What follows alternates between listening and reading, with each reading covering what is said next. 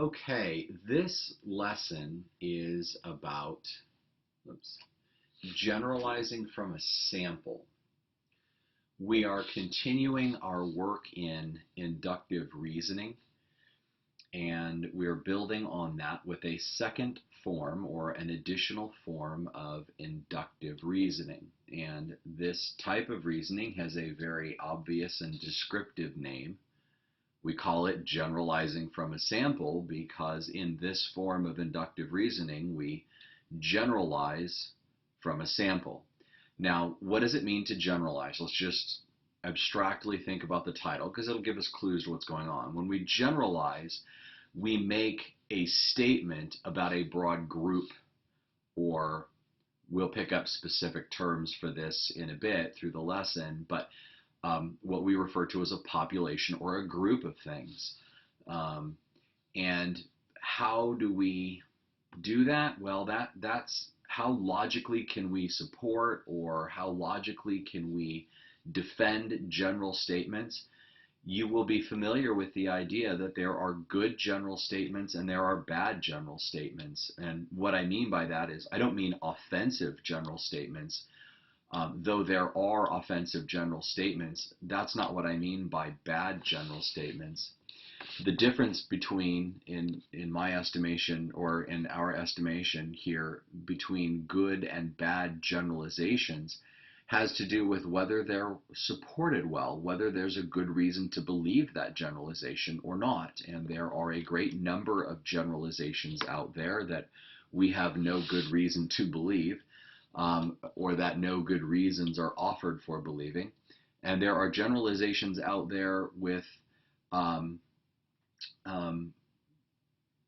well-supported reasons for accepting them. So I don't want you to think that generalizations are bad. Generalizations are very often demonized as horrible things. The problem is not generalizations per se, it's how we arrive at our generalization. That's the issue. And so this section, this lesson, is about those. So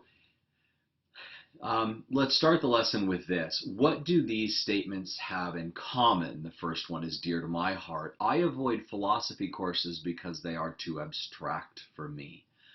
This is something that my sister one time uttered to me. My sister is an accountant. And at a family dinner while I was in graduate school, she explained to me that she avoids the area of study that most interests me because she believes the topic is too abstract for her. Let's take another one. This is actually more of a statistic, but statistics can oftentimes be used as generalizations, or used in generalizations, I should say. 5% of American males at age 20 are taller than 6'3". Okay, what do these have in common? Well, they are both general statements, right? And I said that we would introduce some vocabulary. These are statements about an entire group, or what we will refer to, and what is taught to you in your book, as a population of things. Now, a population of things just means a group. You can literally translate the two synonymously. So if I talk about a group of pens, that's a population of pens. If I talk about a group of dogs, it's a population of dogs. So if I'm talking about all German Shepherds, then I'm talking about the population of German Shepherds. If I talk about other breeds, if I talk about pit bulls, then I'm talking about the population of pit bulls, the entire group of pit bulls. Okay, so both of the statements in the previous slide are generalizations. The first one is a general statement about philosophy courses, and that general statement indicates that they, being those philosophy classes, are too difficult for me.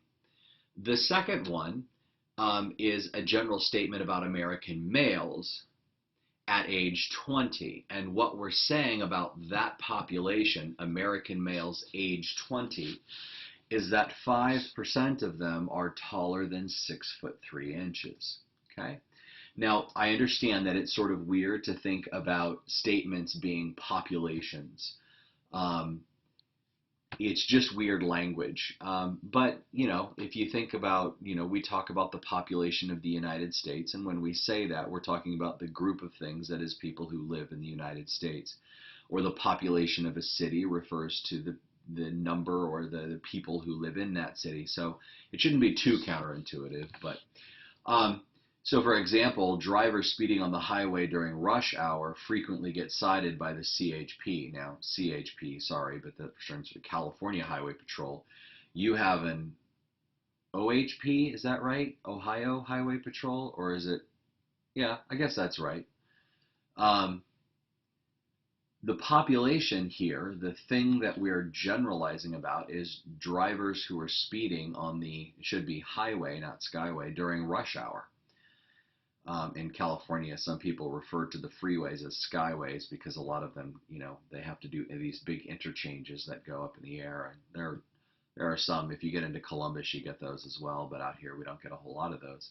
Out in Newark and out in where I live here in northeast Columbus, we don't get a whole lot of those. But if you go downtown, you get them. So sorry for the confusion there. But you have to ask yourself, who are we generalizing about? Well, we're generalizing in the statement in red. We're generalizing about drivers who speed on the highway during rush hour. Now, what are we saying about them? Well, we're saying that they frequently get cited by the California Highway Patrol, which in Ohio is not likely, but in California it is. Yeah, right? Okay, so if those are general statements, then the question is, how do we logically support one? And when I ask that question, I'm not asking a really abstract question. This is actually a very practical question. I began this lesson indicating to you that there is a difference, an important difference between generalizations that are good and generalizations that are not good. Generalizations that are well supported and generalizations that are not well supported. And this lesson is really about distinguishing that. So when I ask the question, how logically do we support a general statement, I'm asking what makes for a good general statement, okay? Well, the way that we do that is through the process of, ironically enough, generalizing is what we call it. Generalizing is arriving at a conclusion about an entire group by considering a finite subset of that group. Now, the phrase finite subset, finite just means it's not infinite. There's a definite number, 10, 20, even 50, 100, 100 million, a billion. There's just a definite number. It's not infinite. So any number that's not infinite is by definition finite. There is no infinite number, by the way. Infinity is a set, not a number, but whatever, okay? By subset, I mean a portion of that group. So the way that we arrive at good conclusions, or the way that generalizing basically works, is that we draw a conclusion about a population by considering a small part of or a small group within that population. So if I'm talking about pit bulls, a group within that group will be the pit bulls who have been in trouble for biting. That's a subset of the group of things that are pit bulls. Okay? So that's how we do generalizing. Whenever we generalize, and I understand that this is a bit abstract right now, but I'll try to make it concrete for you in a moment. When we generalize, this is what we do. We consider a subset, and from what we find in that subset, we draw a conclusion about the entire group. Now, because it's not practical to measure every male, we use this sort of process. We take a sample of males age 20 to know that 5% of our sample is taller than 6'3". And from that sample then, we draw our conclusion that all males age 20 are 6'3" or taller.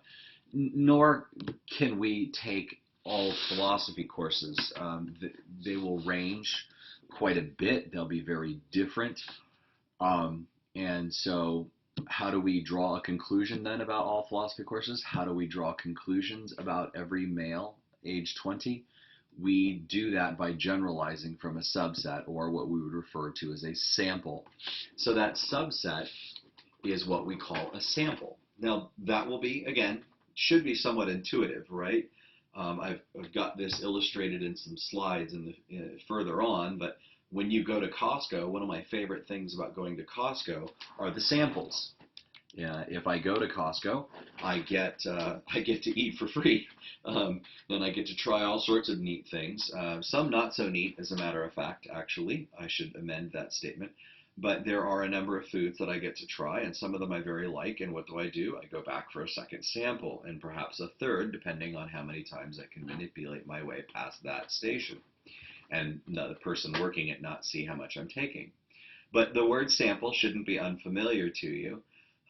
We use a sample. So now, again, we've had two general terms here so far, right? We've had population, which is that big group that we're drawing our conclusion about, and we have the word sample.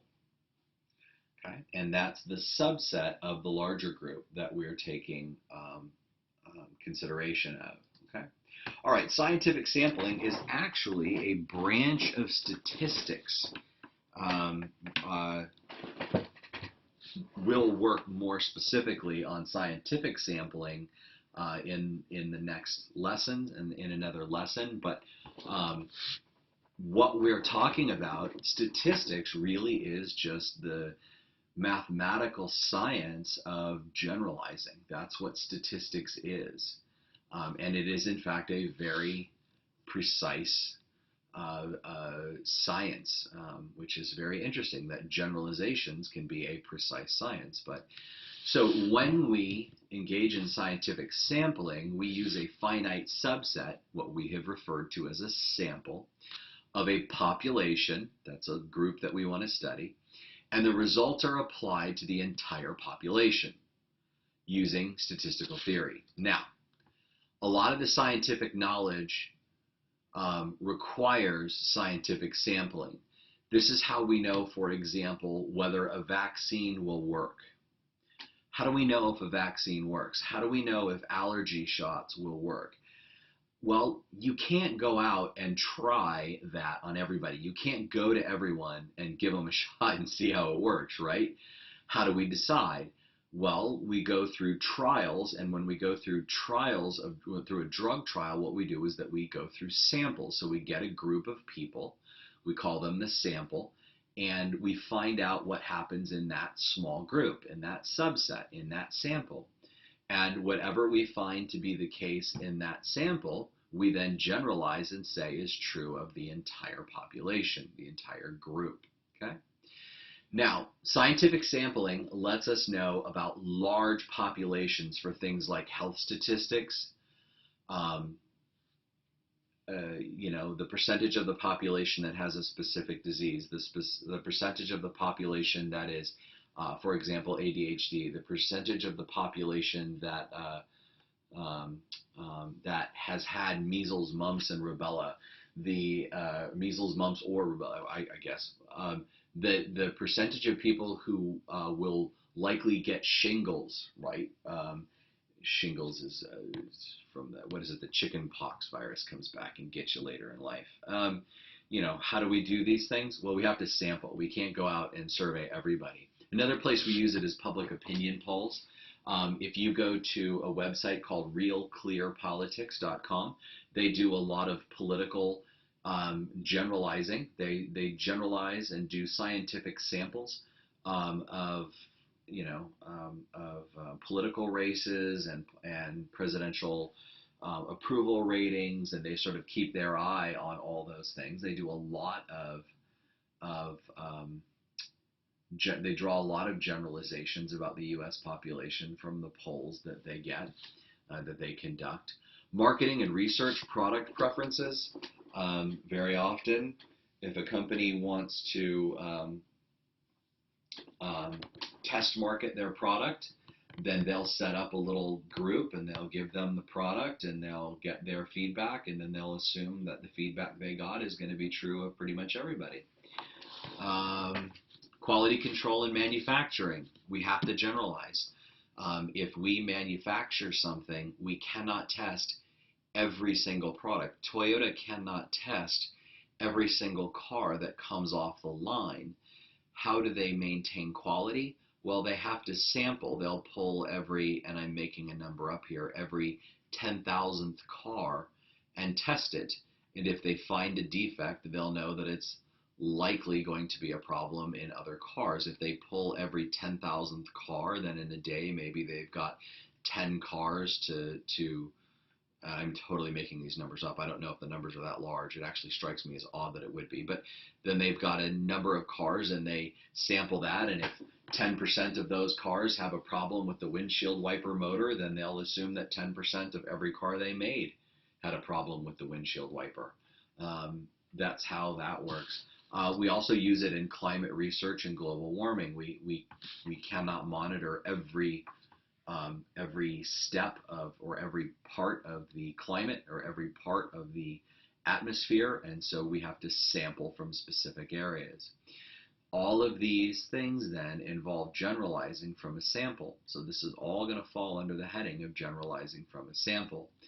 Now, I've mentioned before that there's actually, this is a branch of statistics. So the math that's involved in scientific sampling is something that you're going to get in a statistics course. You won't get that in this course, okay? What we're going to talk about are the basic concepts and principles.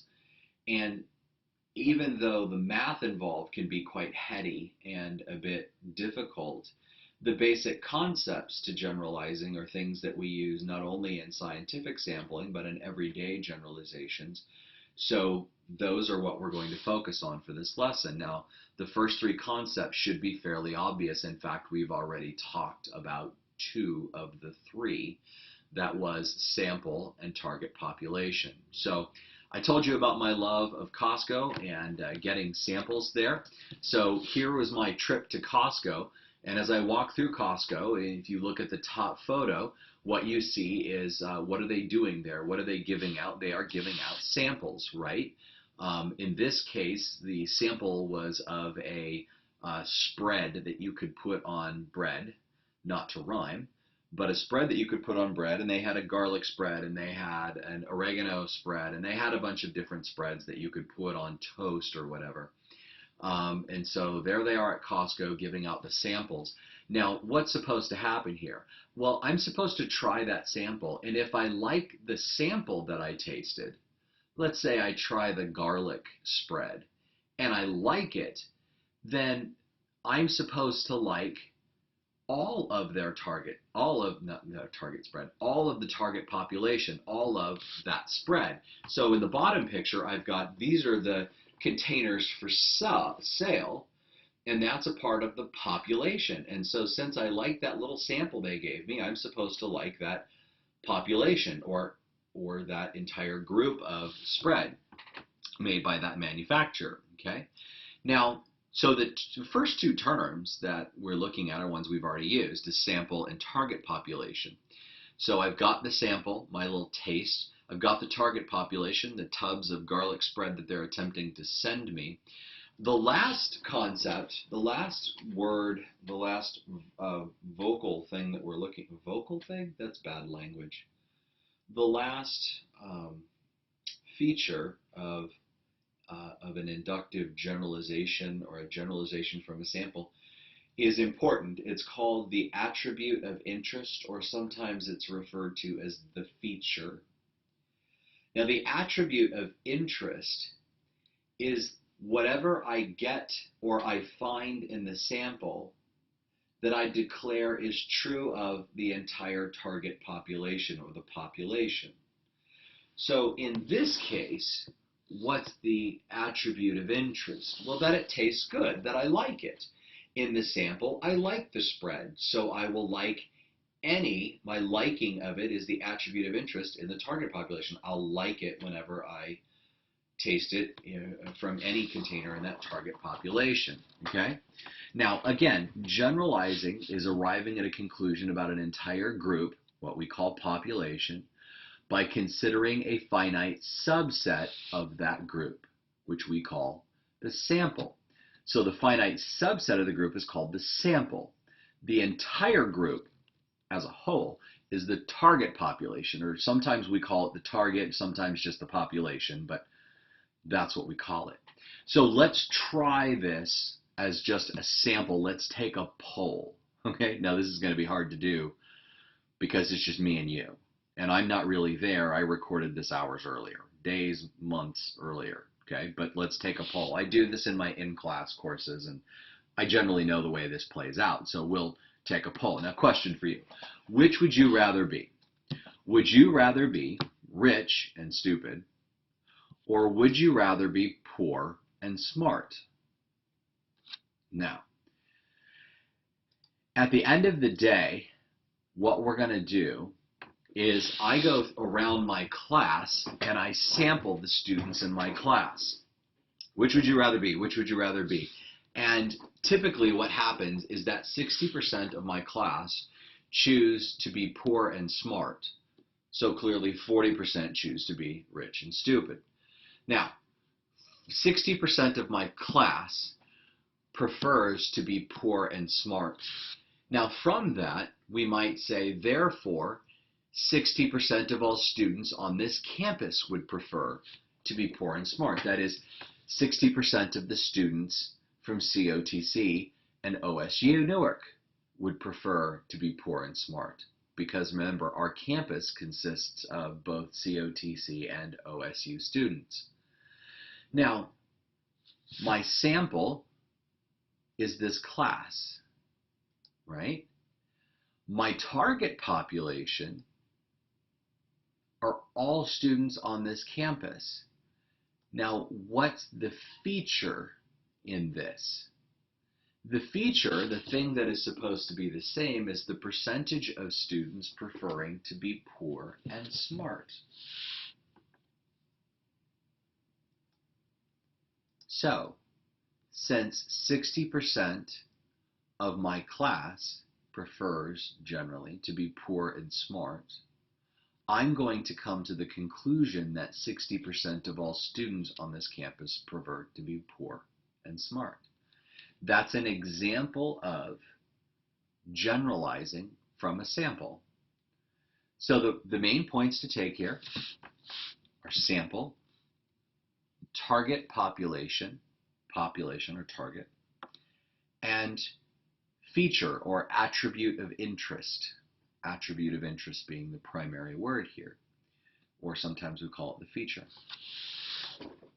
Those are the three things that you should take away from this lesson. Now, some of you look at this generalization that we just finished and kind of wonder about it. Wonder whether it's a good generalization or not. In fact, it strikes a number of people when you think about this as it being a bad generalization. Well, that's the topic of the next lesson. So move on forward to that next lesson and we will digest in part, as a part of that lesson, this survey that we just conducted.